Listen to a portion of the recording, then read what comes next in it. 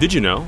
Before Batman Begins, director Christopher Nolan was uninterested in making a big-budget film purely based on spectacle. Instead, he wanted to ground his new Batman film in reality, exploring how and why Bruce Wayne started wearing the cape and cowl. Warner Brothers loved his pitch and immediately gave him the green light. Though Nolan is a self-admitted Batman fan, he was never fond of the comics and didn't feel comfortable enough writing the script on his own. He recruited writer David S. Goyer to help, who had previously worked on Marvel's Blade films. When they took breaks to brainstorm, they would walk to a filming location for the 1960s Batman television series, which was just a few blocks from Nolan's home.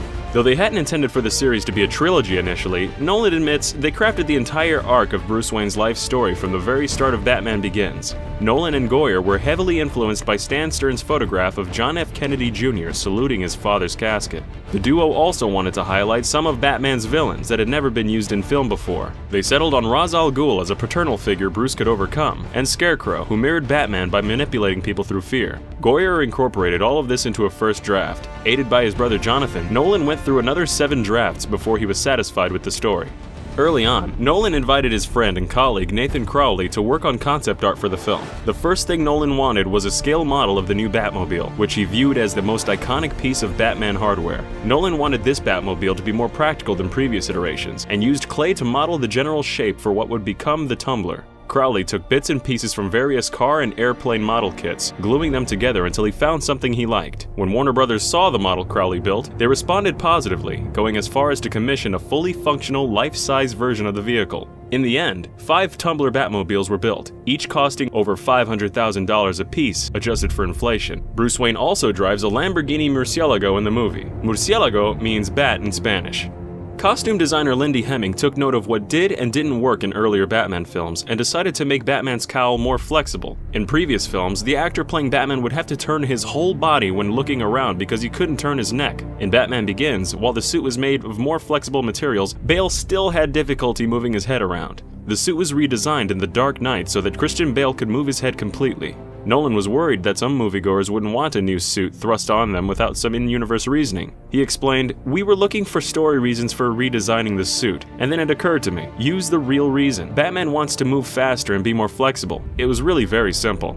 Bale is a committed method actor, leading to some interesting details about his preparations for his part in the Dark Knight trilogy. The role he played directly before Batman Begins was for a film called The Machinist, where Bale lost 63 pounds in just 4 months. Immediately after filming wrapped on The Machinist, Bale needed to gain nearly 70 pounds in just 8 weeks for his screen test for Bruce Wayne. To Nolan's surprise, he did just that.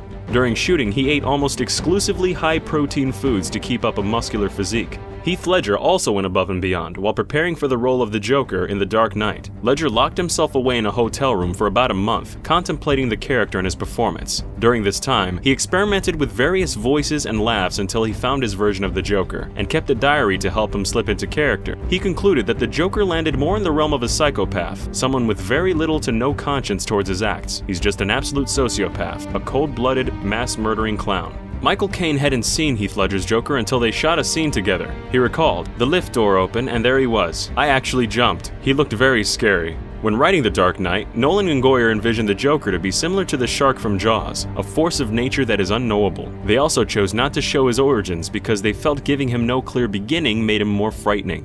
Speaking of which, you know how I got these scars?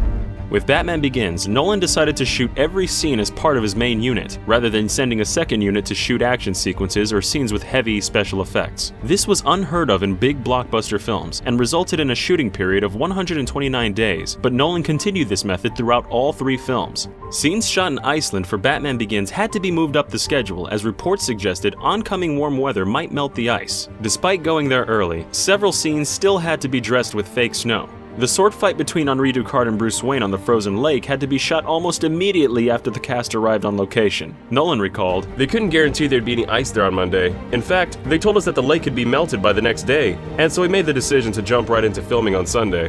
Icelandic police warned the crew that only 10 people could stand on the ice at one time, so Nolan worked with as small a crew as he possibly could. Bale remembers, "As we started banging around and hitting each other and smashing into the ice, we'd occasionally hear the sound of a big crack, and we'd all stand dead still and wait." Production stayed at the Icelandic glacier for 2 more days, filming Bruce's trek up the mountainside. While filming this sequence, a powerful storm hit the area, with 70-mile-an-hour winds and heavy rainfall. Producer Chuck Roven recalled, "Crew people were literally blown off their feet by the winds."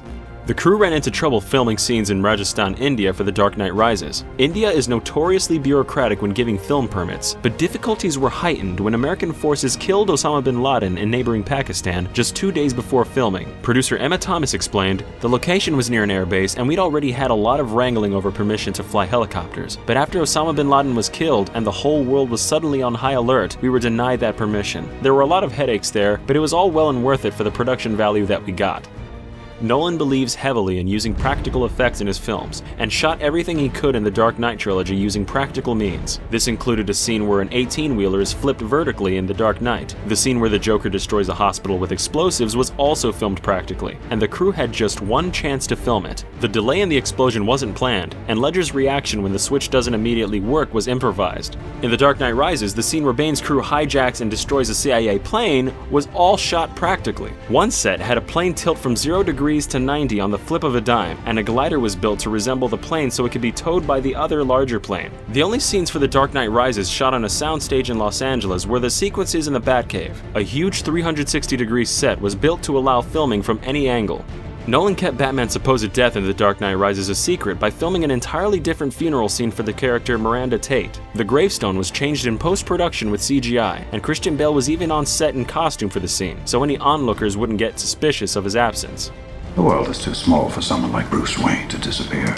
Several Christopher Nolan movies draw inspiration from anime. If you're a budding movie maker or animator and want to be inspired by stunning fight scenes, or even if you just want an easy way to watch your favorite anime, Crunchyroll has you covered, and they've offered a free trial of their premium service to the Did You Know Movies audience. They even have 2 of Did You Know Movies' favorites, Attack on Titan and JoJo's Bizarre Adventure. With Crunchyroll Premium, you can watch episodes ad-free within an hour after they air in Japan. You can watch them in your living room on PlayStation 4, Xbox One, Wii U, your desktop computer, or even on your mobile devices. Everything on Crunchyroll is officially licensed and helps support the hard-working content creators back in Japan. So if you want to watch the latest and greatest anime, be sure to try out this special 30-day free trial of Crunchyroll Premium by going to crunchyroll.com/DYKM or by clicking the link below.